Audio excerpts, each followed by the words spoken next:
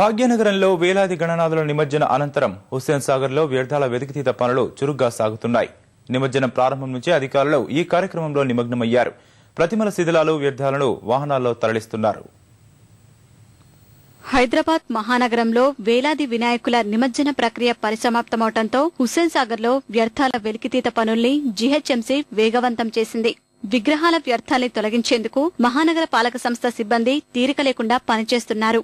పర్యావరణానికి ముప్పు కలగకుండా నిమజ్జన ప్రారంభం నుంచే అధికారులు ఈ పనులను చేపట్టారు.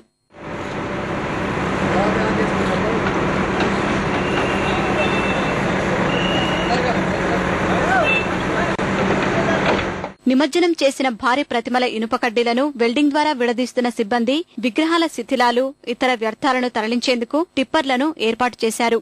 మరోవైపు సాగర్ జలాలు పరిశుభ్రంగా ఉండేందుకు మండపాల నిర్వాహకులే చొరవ తీసుకోవాలని నగరవాసులు కోరుతున్నారు.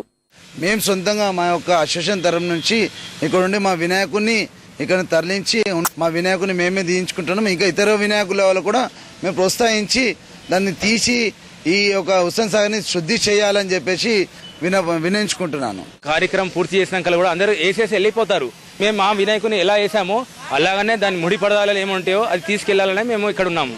రసాయనాలతో తయారు చేసిన ప్రతిమలు నగరంలో ఏటా పెరుగుతున్నందున పర్యావరణ పరిరక్షణ కోసం మట్టి విగ్రహాలనే ప్రతిష్ఠించేలా ప్రభుత్వం చర్యలు చేపట్టాలని హరిత ప్రేమికులు కోరుతున్నారు.